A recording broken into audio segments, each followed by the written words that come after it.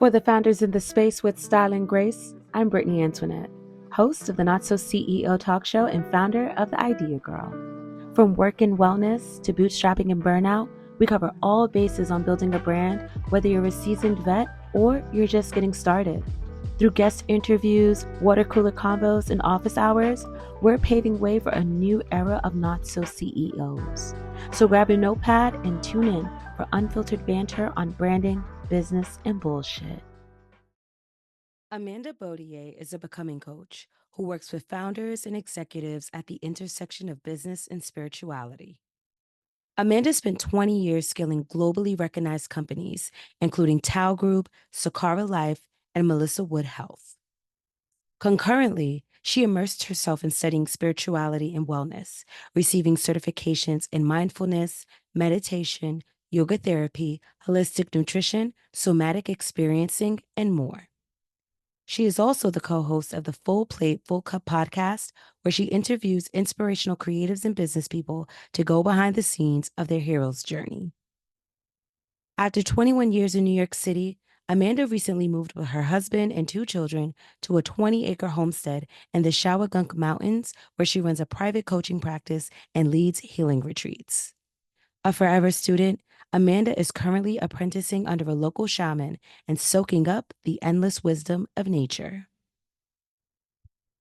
Amanda, thank you so much for being a guest on today's episode of the Not So CEO talk show. I am so excited to talk to you because I feel like this is a conversation that needs to be had. And I feel like, if anything, you were the perfect person to have this conversation with on how to bounce back from burnout. I discovered you on Instagram through just mutual exchanges and conversations. And I just happened to go through your profile and I learned your story and I was like, whoa, I need to talk to her. I need her to talk to all of us. So I'm really grateful and really excited that you're here. How are you doing and how is your week going so far? Amazing. I am so happy to be here. I'm so happy to talk about this topic.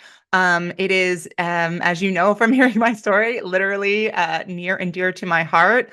It is very core to the work that I do, coaching founders and CEOs. And so I'm thrilled to share what I've learned from my own burnout and from the past. Literally, it's been 11 years since this has been sort of Yeah. the core focus of what I study. And so I'm so excited to dive deep with you. I'm so excited because, again, burnout, the B word, dum dum dum, Yeah. is one of those things I feel like I didn't experience until I entered my girl boss era, Mm. maybe about, let's say, maybe 8 years ago, Hmm. when we were just so used to the hustle and the bustle, and we normalized this way of being, and we actually glorified it and we Hmm. celebrated because we wore it as a badge of honor until we started experiencing, I would say, mental conditions, and then it eventually evolved into physical Yeah. condition. But what I admire about you the most, aside from many other things that I admire about you, I think it's the fact that you took such a traumatic experience and you managed to break through and manifest that and transmute that into triumph. And Yeah. for that to set the foundation for what you currently do today in your work with other CEOs, founders, and with your podcast, Yep. Full Plate, Full Cup. I absolutely Yeah. love the title Full Plate, Full Cup because it's full. Yeah. Okay. It's full. It's full. I have so many things to do. And I think a lot of us deal with this, especially for Yeah. creatives, founders, and CEOs. But before we Yeah.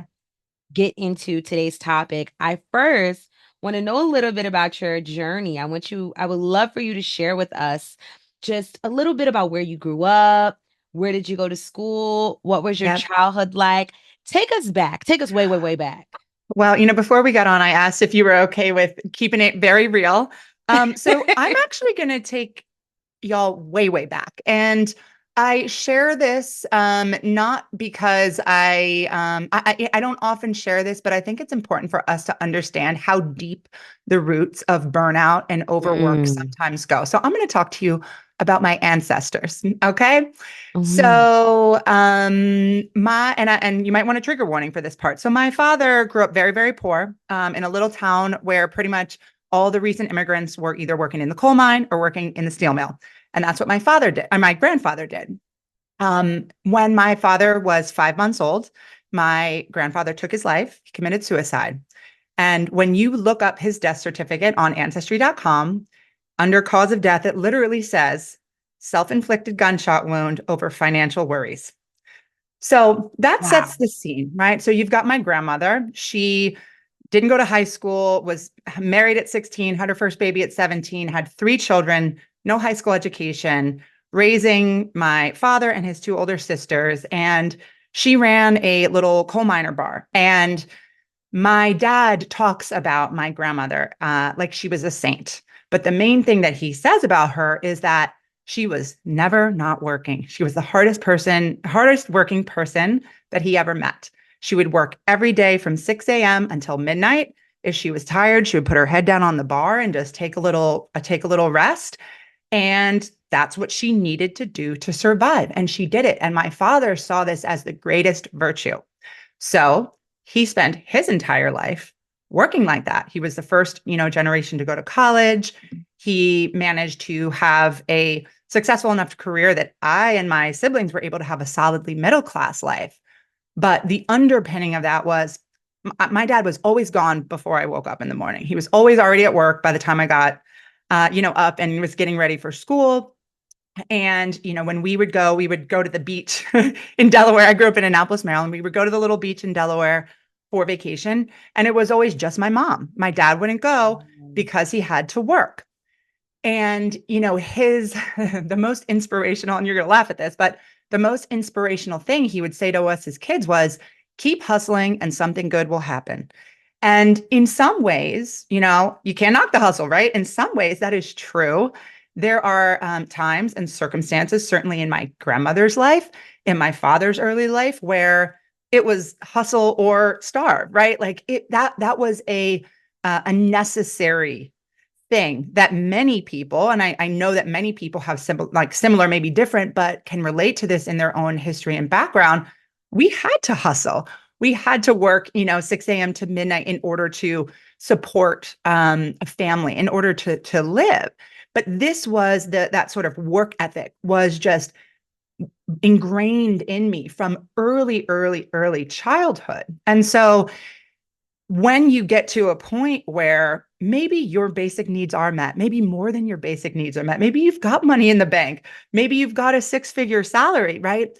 It can be hard to unprogram this belief that, we're in scarcity, that we have to be working, as hard as we possibly can, that working yourself to the bone is actually virtuous, right? And so that was the sort of upbringing that brought me to the type of person that I was when I was an early 20 something working in New York City, hustling, right? Working as hard as I could possibly working 18 and sometimes 20-hour days. So I started working in hospitality. That was my career when I was, wow. yeah, which And is, we I all mean, know, and if you know anything about New York City hospitality, it is nuts. it's nuts. And the irony isn't lost on me that my grandmother ran a bar. And so here I am. I went to Columbia undergrad, and my sophomore year I decided I want to work in nightlife hospitality because I wanted to be somebody. I Wait, what wanted year was that for context? You got to give us uh the year for two context. that I graduated college in 2006. So it was summer of 2005 was when I started interning at Tao Group. Wow. Yes. And this was when Marquee, which is still around, summer after my sophomore year, I had actually been interning in journalism. I thought I wanted to be a journalist, but journalists did not get paid. And I, as you know, did not come from a silver spoon and wanted to stay in New York City. And so I was like, okay, I need to find an industry where I can make money. I was a party girl, big drinker, heavy partier, and decided, okay, this is the industry that I want to work in. Found that Noah and Jason, who are still the CEOs of Tao Group, were kind of the hot industry leading guys in town. And I said, okay, I'm going to reach out to them. And they were like, what does a Columbia girl want to intern? for us for. But I was like, no, I want to work in nightlife and you guys are at the top of the game. And so I started interning for them. And my senior year of college at Columbia, I worked for them every day from 9 to 5, unpaid internship, mind you, 5 days a week, 9 to 5, unpaid internship, because that's what we did back in the day. That is what we did back in the day. We just Yeah. did. We were And not then I took paid. classes at Columbia from 6:10 until 8:55. So I took basically two seminars every night. So, Typical New York lifestyle. typical New York lifestyle, but like sowing the seeds of burnout, right? Right. I graduated a semester early from Columbia so that I could take a full-time job at Tao Group. And I rose through the ranks. And I will say, that was not only a phenomenal business to work for, it was phenomenal people to work for. And also, it was like, as a workaholic, it was like putting a crackhead in the crack den, right? Like it was not hard to work every day from 9 p.m. until 4, or from 9 a.m. until 4 a.m. That could be accomplished very easily in the nightlife industry because I was the one in the office. I did events, sales, marketing, promotions, everything kind of in that vein. And that was during the day, right? But then if I was running an event or if I wanted to make some extra cash to work at the door, to cashier, I mean, there was no shortage of work. And at that time, nobody was talking about burnout. It wasn't a thing. I mean, that was when never not working and you'll sleep when you're dead. That was the peak, I would say, of when that kind of early girl boss thing. It was before everybody had the breakdowns, right? It was, Right. yeah, right.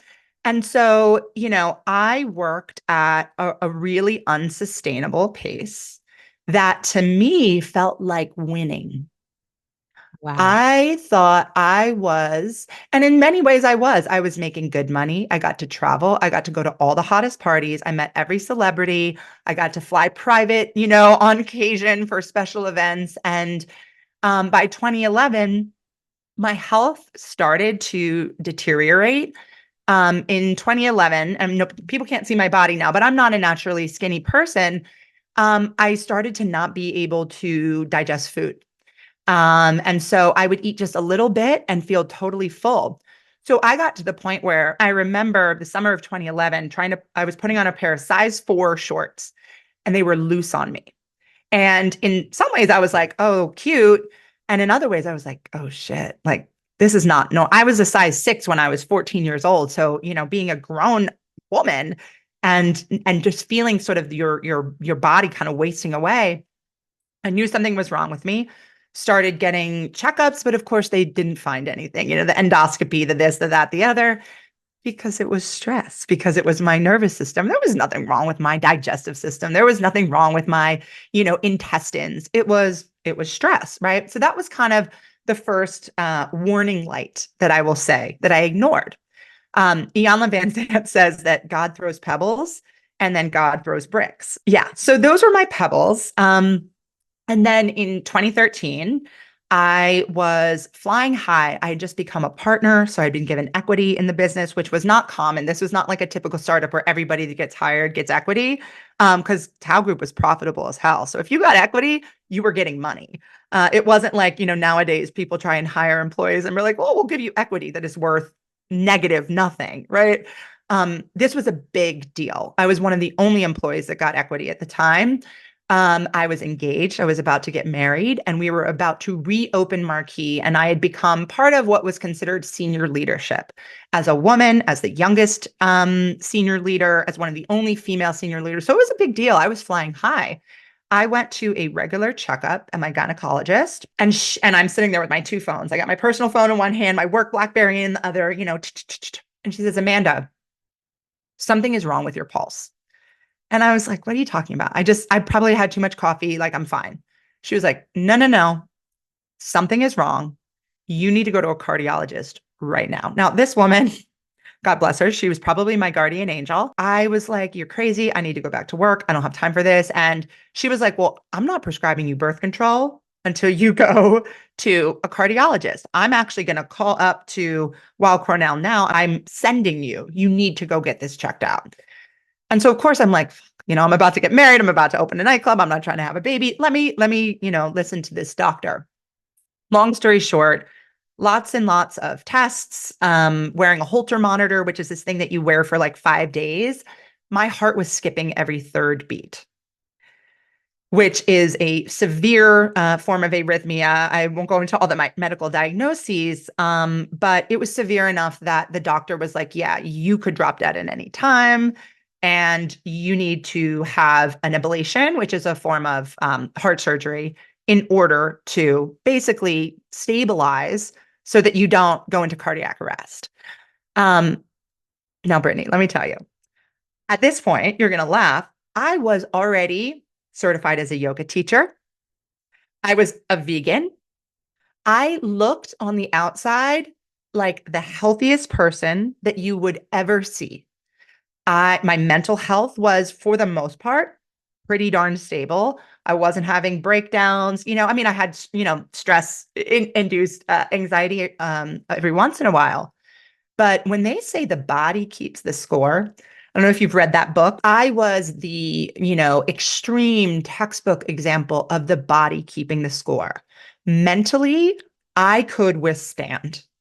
I was so, I got so much validation. I got so much praise. I got so much compensation for working like a machine that I somehow it's like when people are high functioning alcoholics, I was as high functioning as they come. I was, People are like, oh, did you know? Did you notice? Were there symptoms? I'm like, no, I had no idea. And so this was the brick, right? This was when God threw the brick at me. And it was a huge wake up call. And I obviously, you're going to laugh at this as well, but I needed to get heart surgery. But when I got the diagnosis, it was December 2012. I was getting married in March and I was opening a nightclub in May. So I said, let's do it Memorial Day weekend. Not you scheduling your heart surgery. Yes, me scheduling my heart surgery. And after their surgery was over, I took a sabbatical. And this was partially recommended by my medical team, but it was also partially motivated by this spiritual awakening that I had during this process, which was I was told that I should take heart medication for the rest of my life. I was also told, and I won't name names, but by people in my industry, professional people I expected or respected, that they took different forms of medication. That don't worry about it. The medication is great. It'll help keep things kind of in order. But who wants to live like that for the rest of their life? A 29-year-old woman who wants to live like that for the rest of her life, right? And so this was a huge spiritual awakening for me to say, no, no, no, no. There are other ways to live, and I'm going to find them. I often will joke that I'm like the meth teeth of burnout. When you see those pictures of the people that do meth and like they have like no teeth in their mouth, it's like extreme, right? Amanda, you're But sending me not the but meth teeth of burnout. think about how many people have an autoimmune condition or have IBS or have their eyes twitching or have inability to sleep, insomnia, right? All of these little signals, like the pebbles being thrown at them, right? Almost every single person I coach, almost every single person, to be real, that I talk to has had some form of stress-induced symptom that they either ignore or they assume it must have a medical basis. So my story, while it is extreme, it is not exceptional. People are losing their vitality, their health, their well-being as a result of stress, overwhelm, and burnout at epidemic rates. There was a study recently that said 77% of employees would describe themselves as experiencing burnout in any given calendar year. And that's wild. There's very few things that 77% of people in America can agree on. But we're all burnt out. And it has a lot to do with always on culture, right? This incessant need and ability for us to be completely connected all the time. And the second thing is technology, and not just work-related technology. Social media is a huge, huge contributor to burnout. Um, so a little bit about what I did my sabbatical year, because this was really the start of this mission that I'm on now. So as I mentioned, I was already a certified yoga teacher. In that year, I did the IIN Institute of Integrative Nutrition Holistic Health Coach certification. I did the MBSR certification, which is mindfulness-based stress reduction. My husband and I actually moved down to New Orleans for the year because I didn't trust myself in New York. I didn't think that I could do the healing and the deep work that I needed to do in that environment where, to be honest, I was ashamed. I was embarrassed. I felt like my body had failed me in a lot of ways. And I remember thinking, oh gosh, I'm never going to make 30 under 30 now. Wow. Wow. Yeah.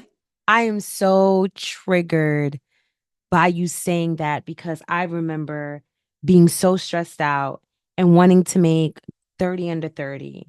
And I dedicated my whole entire career to that moment Hmm. of validation. And I relate to everything that you're saying so much because I experienced burnout back in, honestly, I feel like I've experienced burnout for a very long time. For one, when you live in New York City, there's no such thing as I'm going to just skate by. You're working from a very young age. I was working full time since I was about 16 years old, 16 going on 17 years old. Yep.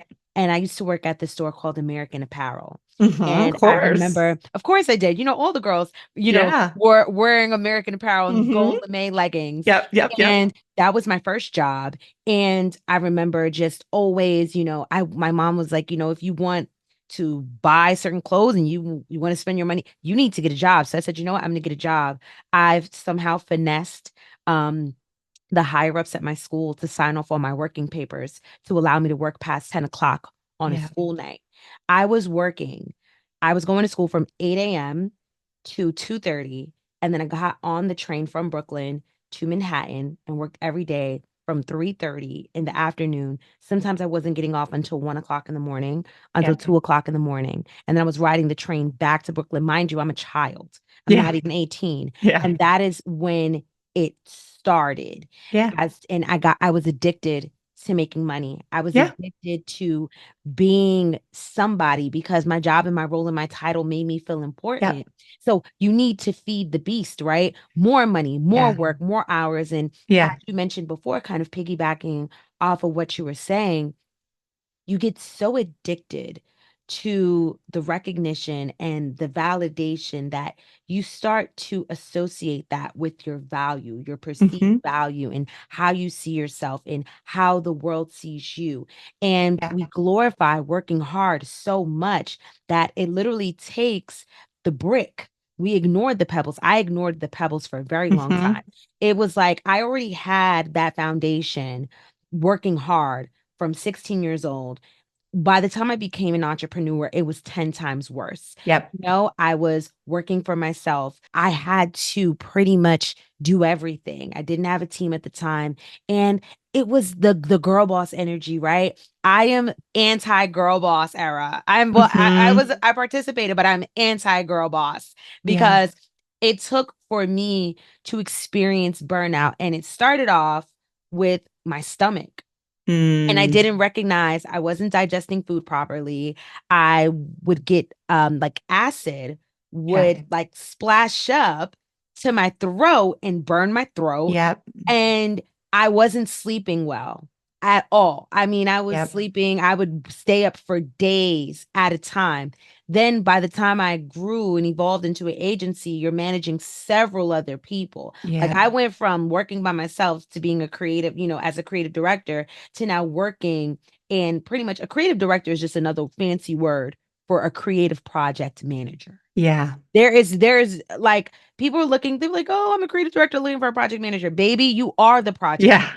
Okay. Yeah. And then Yeah. and then Yeah. it was just so stressful, like answering to clients, dealing Yeah. with team members, being a leader, right? Because you're not even managing, you have to lead. You have to make sure that you're on because you have to be on for other people. Whenever my Yeah. teammates were feeling down or feeling sad or they weren't performing at their best, I had to say, you know what? I'm going to go in. What's going on, girl? How are you feeling? But the way I was checking in with everyone else, I wasn't doing that with myself. Correct. And it got Yeah. to a point where I was like, this doesn't make sense financially anymore. This Yep. doesn't make sense physically, mentally. I'm exhausted. And Yeah. it took for me to start experiencing symptoms of IBS, irritable bowel syndrome, for me to say, something is really wrong here. Yep. And I need to fix it because how am I going to show up for this business every single day if I'm not showing up for myself? This business Right. can't run without me. But if I'm Yep. not well, the business Yep. certainly won't run without me because Right. I'll be dead. Right. 100%. You know, a couple things I want to say on that. One is, first of all, and I kind of touched on this with my family story, is that there are real systemic reasons why people burn out, right? There are issues in not just our country and our world that make it almost impossible for people to work in a way that is sustainable to life, right? So Yeah. let's put that right out there. But something I say to my clients, so I coach people who are founder CEOs. Most of them have reached some level of success, right? Some level of success. Their companies are at all different scales. But what I will often say to them, if you have the privilege of not working yourself to the bone, then you have the responsibility to not work yourself to the bone because you're a role model, right? Mhm. Once you have reached some level of success, visibility, whether you have followers, fans, employees, friends, colleagues, you are somebody that people are looking to say, how did they do it? I want to do it too. And if you are continuing to perpetuate that narrative that the only way to succeed is by suffering, is by sacrificing your health, your mental health, your physical health, you are part of the problem, right? And so if you are in the camp that actually is living hand to mouth and actually does need to work that way, this message is not for you. But when you reach a certain level of comfort, stability, there are support structures in your life, whether they're financial or people, or, we need to take advantages of those to the maximum ability that we can. And that's really what I teach people. I don't teach people some magical reality frou-frou solution because that's not life, right? Life is actually challenging. Life is actually overwhelming. We live in a society where it is really expensive to survive, where business owners in particular need to wear a trillion hats. And then, oh, on the side, you also have to be a social media influencer. Otherwise, your business And won't a grow, content right? creator. And a content Don't forget creator. that. Um, so it is not about perfection. It's not about somehow gaming the system, because honestly, that doesn't exist. It is about maximizing the resources that you do have available to you such that you are not in a constant state of depletion. And Mhm. the other thing that I just want to say is, the main thing that I've studied since my own burnout is the nervous system. And I'm certified in a form of nervous system based trauma healing called somatic experiencing. And so when you speak to digestive issues, everybody's heard of fight or flight, right? Fight or flight is when you're on and you're ready to go and your cortisol is pumping. The opposite of that is often called rest and digest, right? That's the Mm. parasympathetic nervous system. What happens in the nervous system is when you are in fight or flight mode all of the time, you do not shift into the parasympathetic or rest and digest, which means your body won't rest and your body won't digest because it believes that it needs to fuel this fight, this flight, right? It doesn't think it is safe to turn off. That is a evolutionary biological response that was designed to keep us safe from predators, from, things that are no longer exist in our society. But when we keep ourselves in fight or flight mode, the first things that break down is our digestive system and our ability to sleep.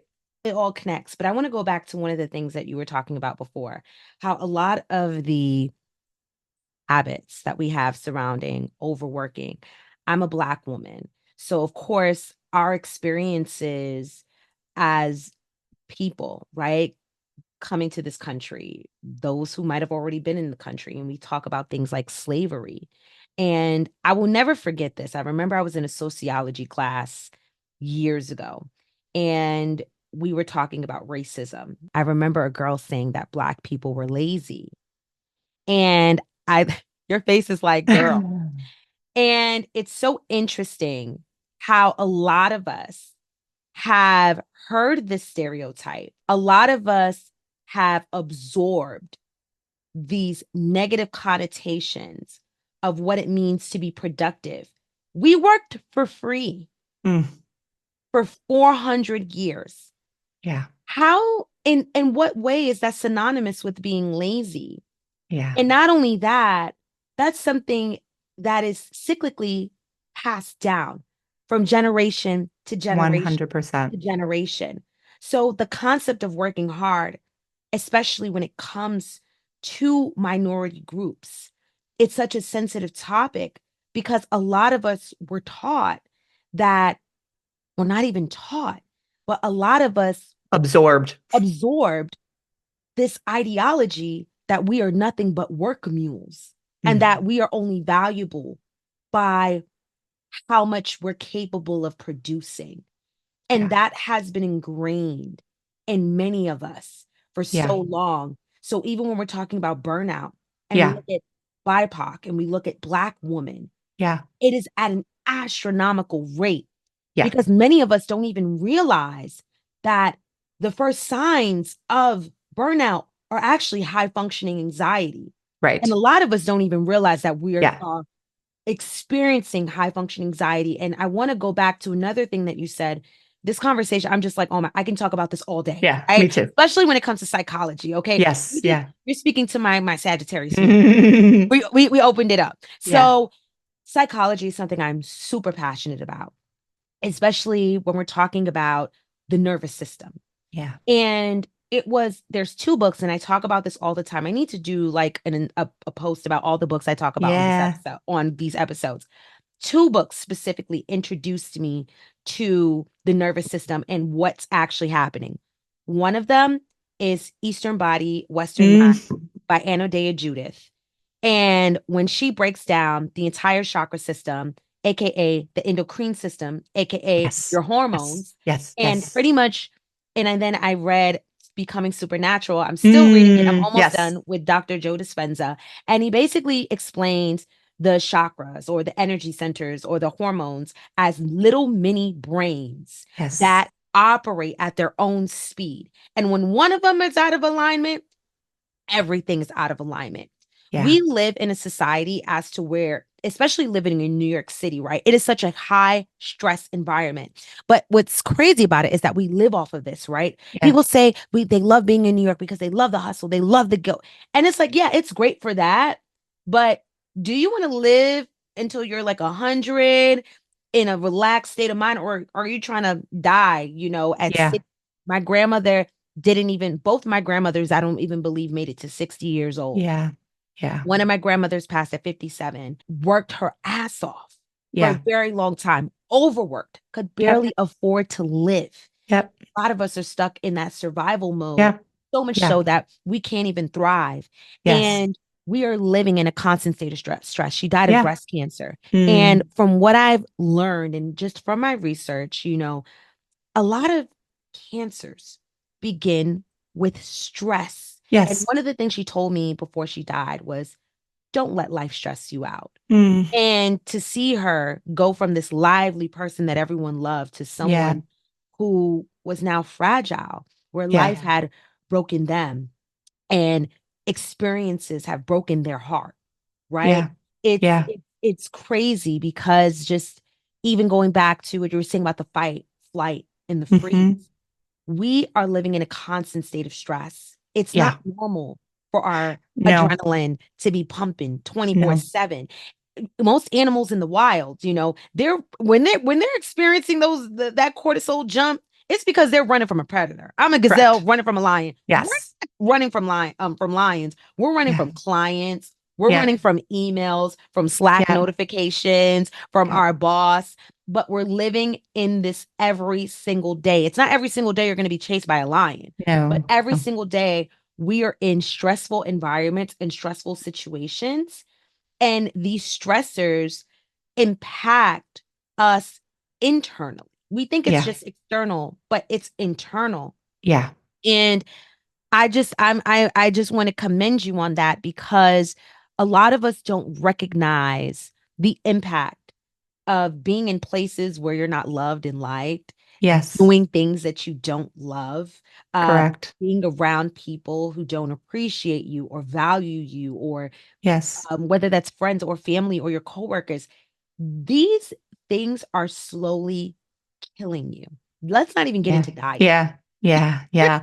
Well, you mentioned high functioning anxiety, and in the kind of nervous system world, we call that hypervigilance. It's basically like your radar is always up. You are Mm. always looking out for that next It's like threat, living in danger. living in danger. And the truth is that your nervous system is actually experiencing the world as an unsafe place. And the reason why I even start with that story of my own generational trauma is because a lot of people um, want to paint the picture of burnout in a very isolated way, right? Maybe they're just talking about the stressors, right? Maybe they just want you to optimize your schedule and limit your to-do list and outsource, right? They want to talk about like, that would be the most surface level. Then the sort of secondary level is the actual stress. So there's the stress and the stressor. The stressor is the thing. That's the emails. It's the client. The stress is a physiological thing that's happening in your body, right? And that also needs to be worked with and processed. So somatic experiencing is a tool for completing stress responses that allows you to discharge, right? Allows you to discharge and kind of help your body find its way back to parasympathetic. Exercise is also really great for people say like, oh, exercise makes me feel better. Yeah, it does. It Not really does. If I'm feeling like crap, I will Yes. literally go to the gym and stay there for 3 hours because it just does something to the brain. I'd like to allude it to the Yes. reps and the sets and the Yeah. counting and Yeah. focusing on something else. Okay, so that is called the default mode network. Our brain, when your brain is focusing on work or even scrolling and really deeply just like looking at something up close, there is a certain part of your brain being used that fatigues. There's different studies that say, I'm sure everybody's read the study that says like we can only really be focused for 4 hours a day. And then anything above and beyond that, we're just like forcing something that's not really happening. So when you think about like maximum productivity, it's not let me sit down at this computer and bang it out and chug my coffee. It's no, let me work for 45 minutes or an hour. Then let me go get up, leave my phone, and take a 15-minute walk so that my brain can go what's called the default mode network. And it allows the brain to sort of soften, not completely turn off or tune out, but it opens up the aperture. People will always say, I get my best ideas when I'm in the shower, or I get my best ideas when I'm going for a run. Right. Why is that? It's because your brain got to relax. And when your brain relaxes, all of those little connections and neurotransmitters get to talk to one another and say, oh, you know what? That problem that you were trying to work through. And what's funny is I I'm a sleeper. I love to sleep. It has been the single Same. biggest healing tool. People love to talk about, oh, let me get this LED mask. Let me get this red light. Let me get this sauna. No. If you're not sleeping for 8 to 9 hours a night, don't waste your money on anything. Amanda, can I tell you, if I had a choice, because I read the study recently that women need more Uh-huh. than men, apparently, and that 8 hours, 9 hours isn't even enough because give it a day of full rest. 10 to 12 hours is really nice for me. Yeah. I treasure sleep now. It's something I Yeah. look forward to. I make my bed every single day just so I can think Yeah. about it. Like I'm going home to my Yeah. pillows and I'm gonna Yeah. wash my face. And it's something that we overlook. Like the brain, like when you think about it, right?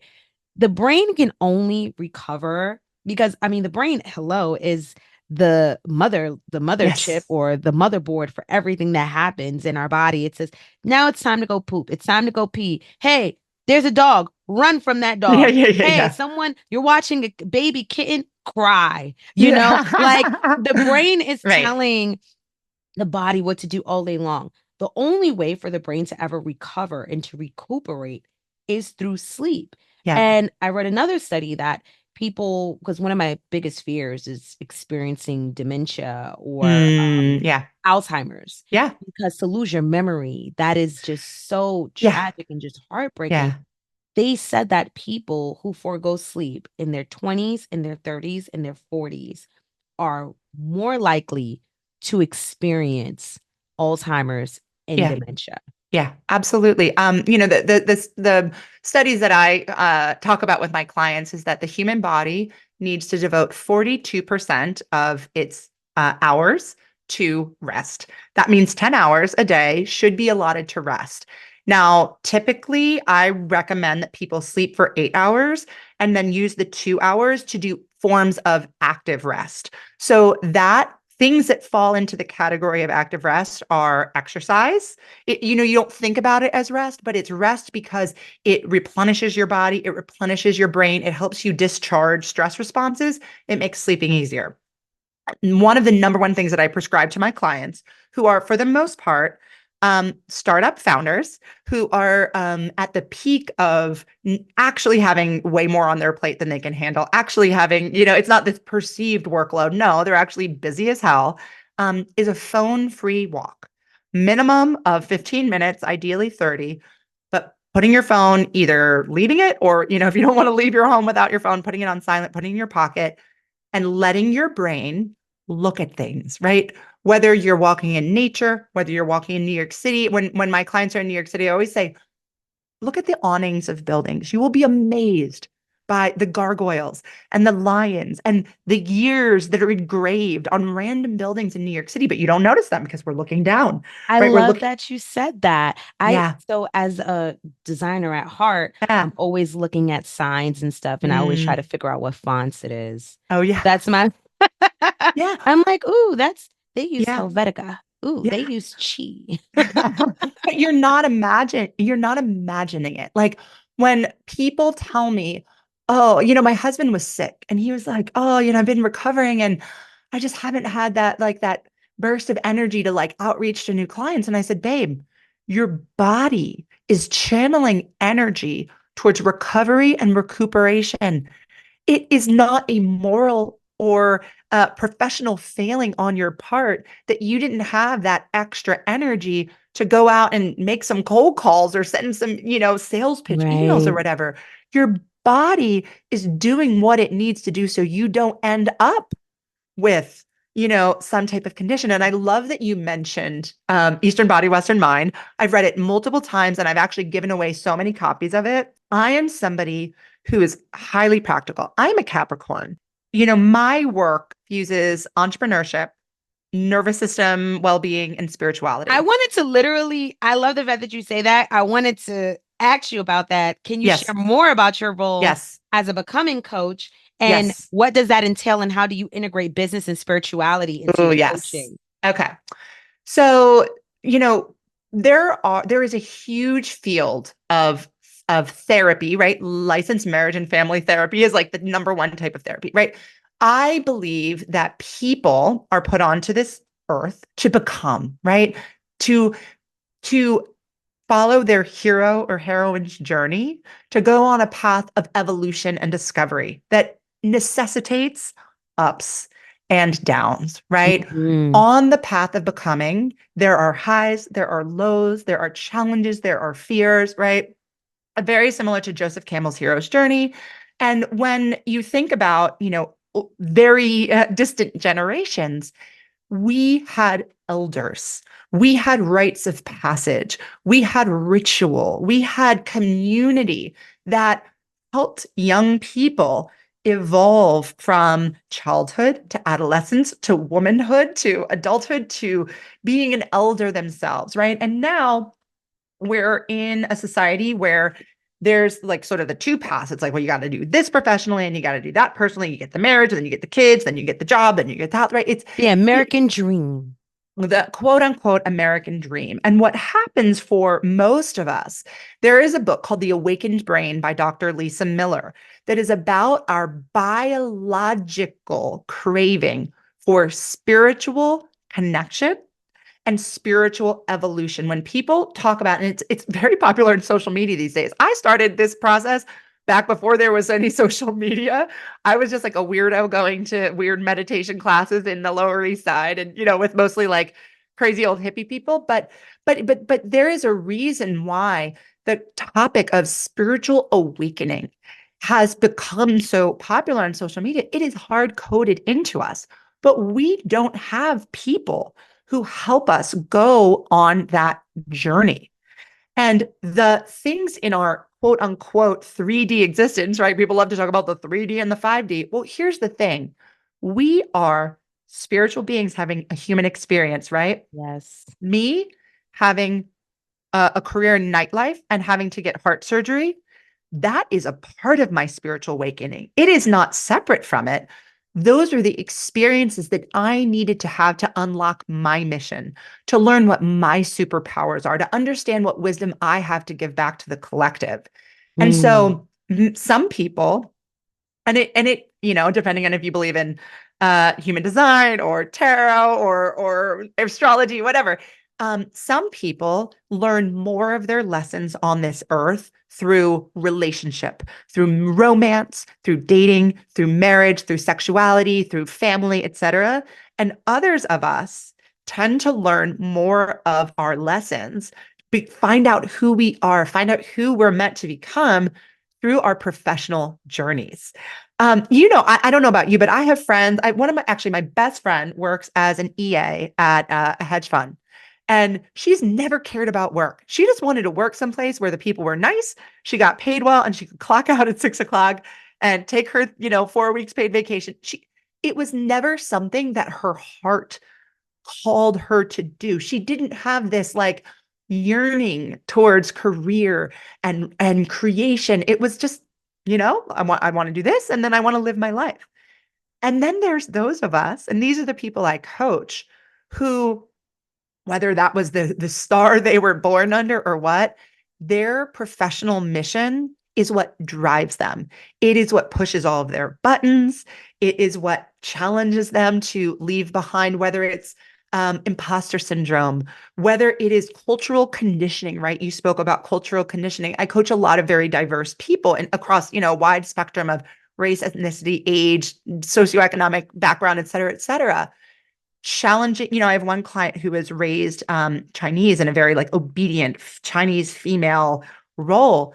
Well, now she's a CEO and she has to take risks, and she has to sometimes, we talk about appropriate bitchiness. Sometimes she can't be a good girl. Sometimes she can't be obedient, right? So I help people on the journey of becoming through the lens of entrepreneurship, because typically, and actually, Misa, I think that's how you pronounce her name, the founder of Behave, the candy brand, Mhm. posted on LinkedIn this week about the entrepreneurship to spirituality pipeline. And I was like, thank you. Because with my clients, we will approach problems from every lens possible. We'll start with tactical. Okay, you just raised your Series A and now you need to hire 20 people and fill up your org chart really, really quick. Let's talk about the structure and the strategy and what roles you need and what budget you have. And let's really get down to it. But then all of a sudden, oh, you're not blocked because you don't have a strategy. You're blocked because you're only 32 and now you need to hire people who are older than you, who have more experience than you, who you feel intimidated by, and you don't know how to show up. So when you're interviewing a VP that is, 10 years older than you're not finding the right person because you don't have a good JD. You've written a great job description. You know what their comp structure is going to be. You don't feel embodied in your leadership. So let's unpack what that is. Is it your nervous system? Do you need to do mindfulness practices? Do you need to do confidence mantras? I got a toolbox. I have a diverse toolbox, but I want to get under the hood. What's really holding you back from becoming that beacon that you are, that when you think about your legacy, everybody knows.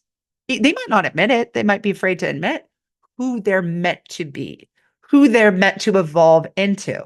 But but that's the journey that I go on with people. It's like, how can we really get under the hood of what is blocking that next burst of evolution and growth? That is so beautiful because this is something that I wish existed, a long time ago. But I think it's back to what you were saying before of how our elders would Yeah. literally help us transition into the next phase of life and what it meant to be, to be Yeah. becoming or Yeah. coming and being. Yeah. And it's interesting because my entrepreneurship journey started, it was actually the reverse for me. I was Mm, My spiritual awakening was happening, and that prompted me yeah. into entrepreneurship. I discovered my purpose because I was just like, I'm going to work every day. I'm showing up. I don't feel connected to this. Something is off. Something is wrong. Mhm. And unlike, your friend where, you go, you get your check, you come home. I just always felt like I'm supposed to be doing more. Yeah. So there was an innate yearning that I had that I was supposed to show up and I was supposed to make a difference. And there were just so many different problems that were in the world that I was experiencing, that my friends were experiencing, peers were experiencing, my family experienced, that I said to myself, I need to figure out how to figure, or I need to figure out a solution to the Yeah. problem that exists. How can I intertwine my purpose, my passion, and use that to essentially, I guess, help mitigate the problem that Yeah. exists. And make So, money. And make and make money and have the money life that you deserve. and have the life that I deserve. Yeah. And I'm grateful for the journey because, as you were mentioning, people live their lives and they experience their lessons through relationships, through Hmm. friendships. And granted, while I've experienced all of those things as well, I have learned more about myself through Yeah. entrepreneurship than I learned about anything. I learned Yeah. about my people pleasing tendencies and Mm-hmm. how that related to my daddy, my unresolved daddy issues at the Yep. time, and wanting him to see me and Yeah. wanting him to validate me. And I felt that if I showed up and I was the perfect person and I was the overgiver and that I was generous, Yeah. that I would give that back. I was also very hyper independent child. My Mm-hmm. parents assumed she's smart, she'll figure it out. People don't believe me. I taught myself how to read. I People believe have it. parents that, read bedtime stories. No, baby, I taught myself how to read. Yeah. And I've been that way for a long time to the point where I grew up not anticipating help or Yes. anticipating that no one would ever be there to help me. Yeah. And that is such a tough pill to swallow. And it's very sad. It's a very Yes. sad way of living that I can never depend on anyone else. And I know for a fact I'm not the only one No. who experiences this, but I do want to ask a question. Yeah. In your experience, right? What are the signs that someone is heading towards burnout, and how can they recognize these signs early? Yeah. So there's basically kind of two buckets that I would put those signs under. The first is what we've been talking about a lot, which is the physiological health related concerns, digestive issues, sleep issues, skin issues, anything in that bucket. It's a sign that you're overdoing it in some capacity, and it's a warning light, right? The other side is the more emotional side. So on the emotional side, people kind of fall into a couple different buckets. Irritability. So if you're somebody who is more of a fighter, you will find yourself being more irritable and more quickly triggered than you recognize yourself to typically be, right? We all get triggered, we all get irritable. So it's not like you have to not ever feel that way. But if you're like, wow, I am so much more irritable and I am so much more quick to fly off the handle than I typically am, that's a sign. The other sign is if you're more of a freezer, you will feel a lack of inspiration and a lack of enthusiasm. If you're just like, "Ugh, whatever, whatever, whatever." I often say the opposite of burnout isn't balance, it's being lit up by your life. If you're not feeling that light, that spark, especially from things that used to make you happy, that's a sign. And the third thing I would say is If you feel like you are in a constant rush, that is a sign that you are over leaning into the flight mode, right? So it's all nervous system related. But when you feel frantic all of the time, all of these are signs that you are getting close to or maybe in experiencing burnout. I love that you were able to break that down based on our nervous system responses when it comes to adrenaline, right? Yeah. Fight, flight, freeze. And it's just so interesting how something like an emotion can literally pinpoint to a deeper issue Yes. at hand, especially when we're being avoidant in Yes. what the real issue is that's going on. For entrepreneurs and founders who are feeling burnt out, what are some immediate actions that they can take to start their recovery process? Sure. So the first thing I want to say is one of the most toxic things that you will hear in the wellness, healing, mental health industry is this worked for me, so it'll work for you. The reason why I give a variety of different signposts and signals is to illustrate the fact that we are all completely unique and that the process of healing burnout will always come from your inner knowing. So when I coach people and when I teach people on this, I never provide a roadmap. I provide a framework because there is nothing more discouraging than when someone says, "Oh, I've got the tool, baby. I've got the solution." And then you try it and it doesn't work for you. And then you blame yourself instead of blaming the tool or the solution.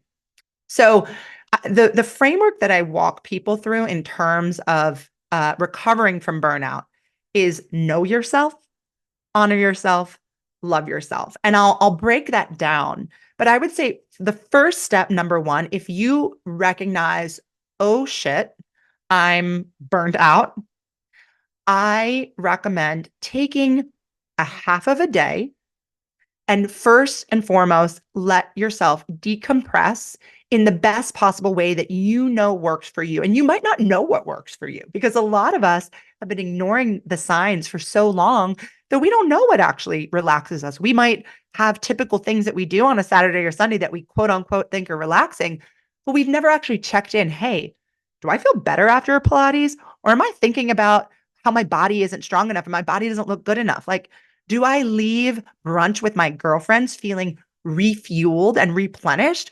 Or do I feel like, oh, I wasted too much money. I drank too much, right? Like we need to get to know ourselves and what actually refuels us. And I'll speak, to myself. I spent my whole life very extroverted, right? People pleasing, performing, social. I now live in the woods on 20 acres in complete privacy. I spend most days, I only see my family. There's nothing that fuels me more than being completely alone in nature. And I wouldn't have known that if I hadn't gone on this journey of self exploration. So the first kind of like, you know, put your foot on the brakes is take a half a day or a day and allow your nervous system to truly regulate. I always recommend acupuncture. I recommend completely taking a break from technology for as long a period of time as you can, because you're not going to get anywhere when you're in that state of being extremely overwhelmed or extremely activated. And it is not fair to put the onus on yourself to figure out some sort of solution or plan when you're totally overwhelmed, right? You need to kind of get yourself to a more it's like when you go through a breakup, right? When you're in that the moment where you're crying and you're overwhelmed, you don't need to think rationally yet.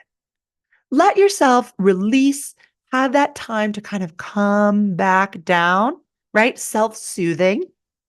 And then it's like, okay, let me pick up the pieces. So, just to kind of lightly go into this, know yourself is you need to understand who you are, what fills you up, what drains you, who are the people in your life that you can go to support, who are the people that absolutely need to get cut out of your life.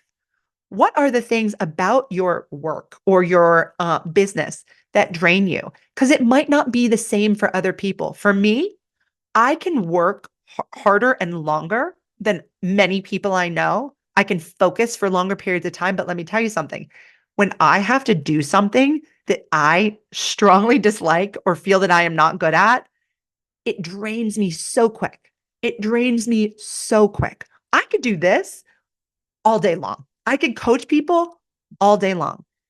You have me doing my finances and my bookkeeping, 20 minutes and I'm drained, right? But you have to know that about yourself. I can't tell somebody what works for them and what doesn't work for them, but I can give them exercises to figure that out. The Mm. next part is honor yourself. And honor yourself sounds nice, but this is the tough love. This is where you have to be really honest. So I mentioned earlier, I used to be a big drinker. In order for me to sustain the kind of life that I want to live, I had to completely remove alcohol from my life. I didn't have the wiggle room in my physical health, my schedule, my mental health to have a hangover. So for me, alcohol had to go. I also do not watch television. I cut a lot of people out of my life who I realized only like me because what I did for them or what I could do for them. So honoring yourself is making, and it doesn't have to happen in one day, but it is systematically going through your life and editing. And that, you talked about when you learn these things about yourself, how sad it is. Healing necessitates grieving. You are going to grieve the things that you didn't get as a kid. You are going to grieve the moments that you lost while you were trying to make other people happy. You might even grieve the success that you think you could have gotten if you could have just pushed yourself a little bit harder. There's grieving all over the place. But most of us are lying to ourselves in some area of our life. And in that area, you're getting drained, right? That family member that you give way too much time and attention to, guess what? They might be the cause of your burnout, not your job. And that's sometimes a tough pill to swallow. But so that's honoring yourself. It's setting the boundaries, it's making the lifestyle edits, and then love yourself. That is where the nourishment and the joy and the fun and the play and the romance, that's where all of, and the creativity, that's where all of that comes in. Because something that I remind my clients of is that that isn't just like a cute little nice thing to do. No, when you give yourself the things that actually bring you the most joy, it puts gas in your tank so that you can work harder. Like if you want to think about it just pragmatically, you want to work harder and do better as a founder, guess what? You better take Saturday and go walk through a museum or go, do whatever it is that really refueled you and shows yourself love. And a piece of this is reparenting, right? Regardless of what kind of parent you had, there is no parent that is able to meet every single need of a child and give them every single thing that they needed. So guess what? Like as adults, we get to do that for ourselves. My daughter and I were shopping the other day, and I bought myself a Rainbow Bright doll because that was my favorite toy. When I have, I'll show you my phone. I put the Rainbow Bright sticker on my phone as a reminder that guess what? My inner child, she's my responsibility now. My parents did the best that they could with the knowledge that they had, with the resources they had, with the trauma that they had. Now it's my turn. And so know yourself, honor yourself, love yourself. It will do a lot more than just heal your burnout. It will put you on the path of becoming. And then it's like you got to live in that groove, right? Like we can turn off and care about keeping up with the Joneses and watching the reality TV and having the perfect abs and whatever. We can like no, but if you really want to live a life where you feel embodied and free and purposeful and passionate, you kind of gotta like make that the driving force of your entire life. Wow. Wow. Two things that you said that just resonated was one, reparenting yourself. Mm, I remember reading this book, Adult Children of Emotionally Unavailable Parents. yes. That book, I don't remember the name of the author, Yeah. but that book changed my life Yeah. because it helped me realize that just like you have trauma, so do your parents, so Yes. do their parents. And it Yes. shows up in very, very different ways. I believe the term is externalizer and internalizer. I'm very much so an internalizer child. Mm, And I had to realize that my parents were never going to be able to meet all my needs because they didn't get a manual on how to be Brittany's parent. yeah. Right. And that allowed me to look at them as human beings Yeah. and realize, if anything, I'm grateful that you gave me life. I'm Yeah. grateful that you didn't abort me. Yeah. I'm Yeah. grateful that you didn't give me up for adoption. And I tried to find more ways to experience gratitude. I live by gratitude. I do a Yeah. gratitude EFT meditation every single Yes. day. It's powerful. And it's so powerful. And one of the things that I've learned is that little Brittany needed who you are now. You Yeah. can be who you are now for her. You can be the parent, the friend that she always needed. And reparenting yourself is such a gift. Like, there's so many little things that I do for myself that helps me connect with little Brittany. But I want to talk about mindfulness and how mindfulness Mm, and meditation practices can help us in managing stress and burnout. Can you recommend any specific techniques or routines that you feel might work for almost anybody? yeah. And I'll do one better. I'll record something and send it to you that you could put in your email list. So everybody sign up for Brittany's email list. But the Yes. the the practice of mindfulness, and I have been studying mindfulness and meditation for over 20 years, and I'm somewhat of a serious student of different forms of meditation. But when I think about what form of mindfulness would I recommend to people who are not trying to become meditators, right? They want to live a life where they feel more centered, more grounded, more easeful, right? Like less. I mean, I used to have anxiety attacks, I used to have panic attacks.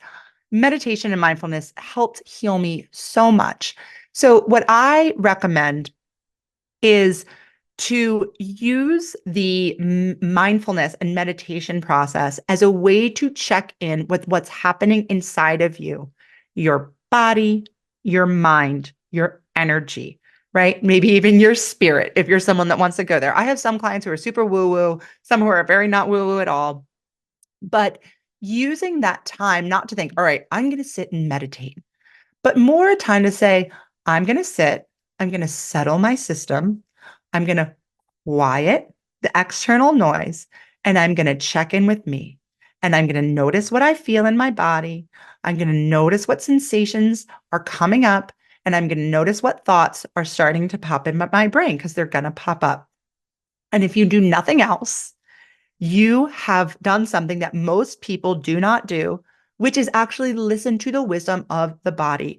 Even our ruminating thoughts can sometimes have wisdom because they're a signpost of some area of our life that we're feeling not okay about. Then we might need to dive in a little bit deeper too.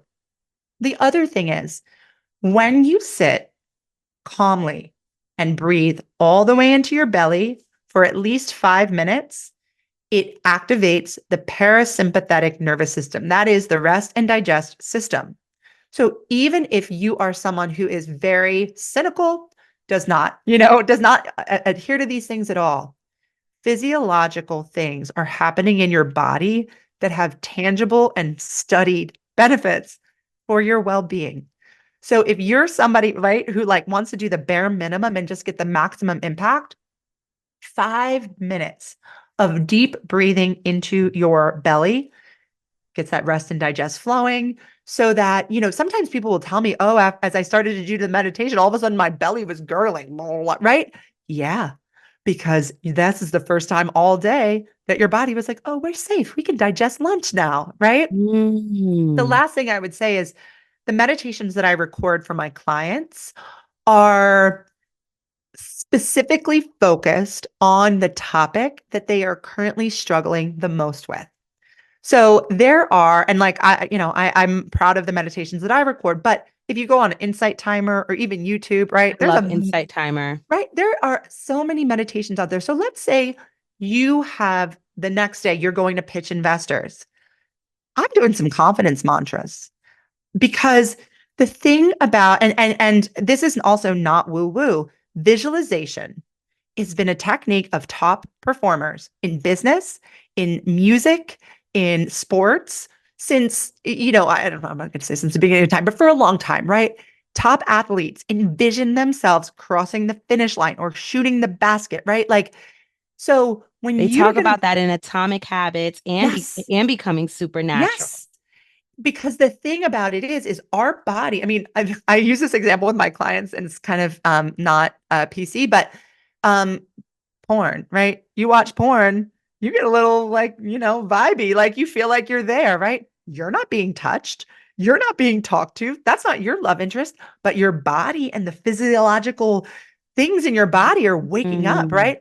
So if you imagine yourself winning a gold medal and you really see yourself walking across the stage and you're sweaty and somebody gives you a hug, guess what? Your your physiological activation is the same as if it really was happening. So we got to prime ourselves for the scenarios that we want to happen.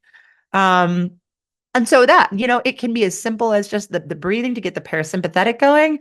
But I always recommend, it's like, we don't have a lot of time, right? So if you got to prepare for your pitch and you want to squeeze in a meditation, let's the habit stack, baby. Like make it work for you. I want to go back to the concept of somatic experiencing. Mhm. Can you explain how the concept of somatic experiencing can help you recover from burnout? Yeah. So the practice of somatic experiencing is a very scientific, very studied. It started about 40 years ago, so there's a big body of research to help you complete incomplete stress responses. And so when you are in a somatic experiencing session, you generally start with something in your current reality that is triggering you, troubling you, bringing you to a state of dis-ease, right? And you might tell the therapist or the practitioner two sentences of what is going on, not a 10-minute story, two sentences. As soon as they notice activation in your nervous system, which might happen in two words, they'll pause you and you just start noticing what's happening in your body. You start noticing what feels like you might feel a racing pulse. You might feel that your breath got tight. You might feel activation in your foot. And they sit with you and allow that stress response to cycle through the body and be released. The thing about somatic experiencing that's so powerful is that you sometimes, like I've had somatic experiencing sessions where I'm back in my crib and I know what's happening, or I'm 5 years old on the playground and I know who's being mean to me, right? Sometimes there's meaning associated with it. Sometimes it is just a physiological release and you'll shiver and you shake, right? Like an animal that just got away from its prey. And it releases that stored stress response, which gives you more nervous system capacity. So I like to think of the nervous system as a rubber band, right? So if you're in a stressful situation and your rubber band is pulled this, somewhat tight, but not super tight, you have a little bit more capacity to get pulled, right? To get pulled. When your rubber band is stretched all the way to its limits and you add another stressor on top, right? That's when the rubber band snaps. And so somatic experiencing is almost like it is a way to bring more buoyancy and more flexibility into the nervous system by releasing the old shit, right? You got to let the old shit go to have space for the new, right? Because the new is coming, right? It's not like the stress is going away. And so over time, I mean, I've been a patient of somatic experiencing now for 9 years, and I am not the human being I was when I started. It has changed me in such profound ways that can only be defined as spiritual. I feel like I've shed a skin. And that's why I became certified in it. That's why I incorporated it into the work that I do. That's why I always recommend people find. And the nice thing about somatic experiencing is that because many people who are certified in it are also psychotherapists, you can often find it covered by insurance. through somebody who is a licensed mental health practitioner. So it can be affordable and accessible, which I think is really, really important. And just one thing I want to say, you mentioned the puppy brain, the brain being a puppy, and you got to train it. The other side of that coin is that you got to be loving and compassionate with that puppy. That puppy is not trying to hurt you. That puppy is not your enemy. That puppy is not sending, thoughts into your brain in the middle of the night because it wants to ruin your sleep. That puppy doesn't know. That puppy It is just doesn't scared. know any better because if you knew better, you do better. Yes. And so that is that love, that compassion. Sometimes when my brain wakes me up and says like worried thoughts, I'm like, honey, what do you want me to know right now? What are you worried about? What are you scared of? And I talk to my brain like it's my inner child because in many instances it is. It is that Mm. 8-year-old part of me that was like, why doesn't anyone want to be my friend in this, at this place? Or that, 14-year-old part of me that's like, well, why don't Ooh, boys that like just me? triggered me. Right? Ooh, Right? It's people that are in therapy and do parts work.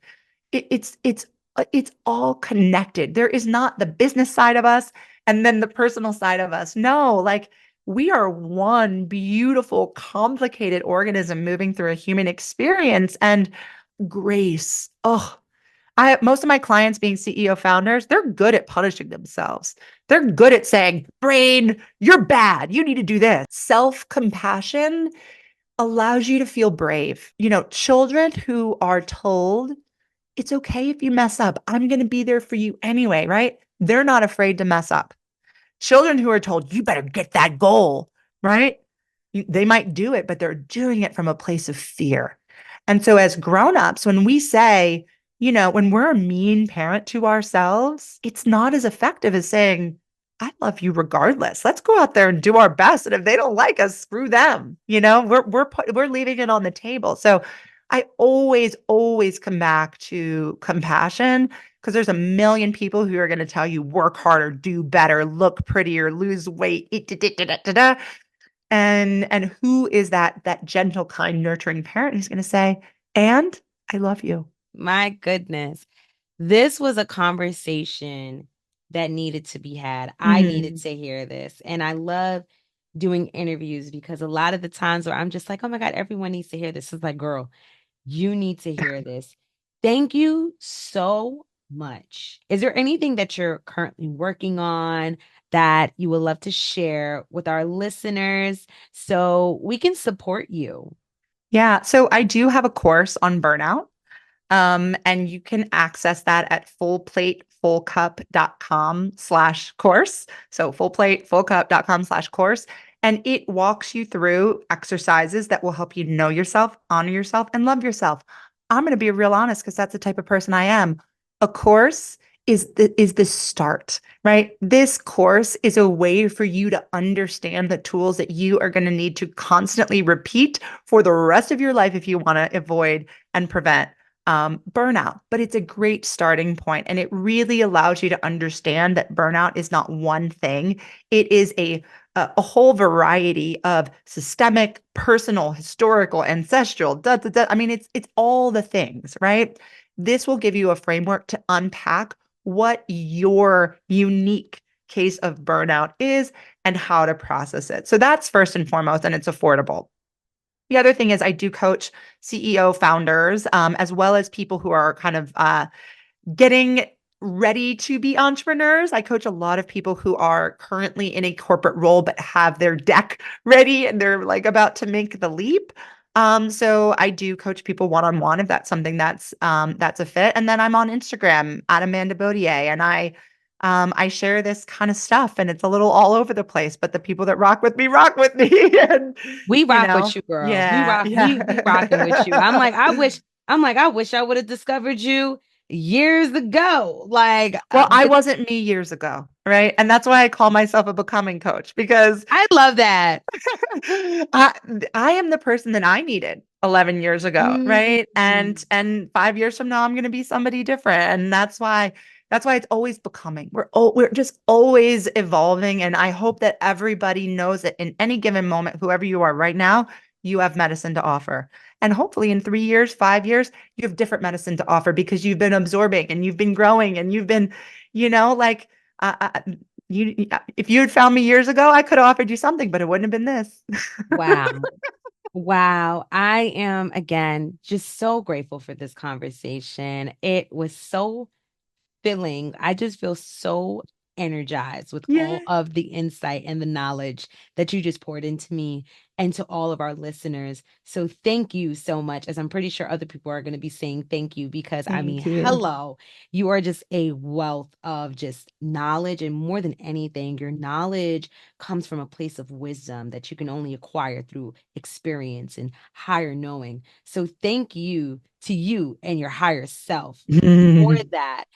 Can you also just tell our listeners where they can find you on the internet? Yeah. Instagram, TikTok, website? Yeah. So my website is my name, amandabaudier.com. I do have a biweekly newsletter that is a great place to connect with me because every new moon I send a meditation, and every full moon I send journaling prompts. The newsletter has I should probably sell more stuff, but I don't. The newsletter is not one of those like, salesy, coachy kind of things. It's always contemplation. I'm always just, encouraging people to contemplate. And then I am active on Instagram at Amanda Baudier. I don't really use any of the other platforms because, to be honest, like we can only do so much, right? I practice what I freaking preach. I'm not closing this computer up and then going and burning myself out by having like a multi-pronged social media approach. Eventually I'll hire some people and I'll get there. But no, for me, one platform is enough. I can't even mess with all that. So It is I'm enough. too And old thank for I mean, you. I'm not. I'm 40 and TikTok just doesn't really work with my brain very well. I've heard that people love it. My brain just doesn't move that fast anymore, and I'm glad. Um, my brain doesn't Mm. move at that speed. I can't be swiping that much. It is TikTok is definitely hilarious, especially when it comes to originality. So I you can do know. with the reposts that people take from TikTok and put Yes. to Instagram Yes, like for as they say, now. elder millennials. That's how we participate in TikTok. I relate to that so much because sometimes even I feel the pressure of showing up on LinkedIn Yeah. and showing up on TikTok and Yeah. then showing up on YouTube Shorts. And Yeah. it's a lot for any It's person. a But lot. thank you Yeah. so much for that reminder of the Yeah. importance of slowing our brain down so we can actually have time and space to create, cultivate, and connect. Yeah. Amanda, thank you so much for your time. And thank you to our listeners for tuning in on this episode of the Not So CEO Talk Show. Thank you, thank you, thank you This is so again, much fun. Amanda. Thank you. Thanks for tuning in to the Not So CEO Talk Show. If you love what you're hearing, hit that subscribe button and leave us a review. To stay in the loop, stack our newsletter, The Paper, and follow us on social media at Not So CEO. In case you need assistance with building your brand or you're a creative wanting to go from freelancer to founder, book an office hour session with me on our website at notsoceo.co. Until next time, remember, being self-made shouldn't compromise self-care. This is Not So CEO, signing off.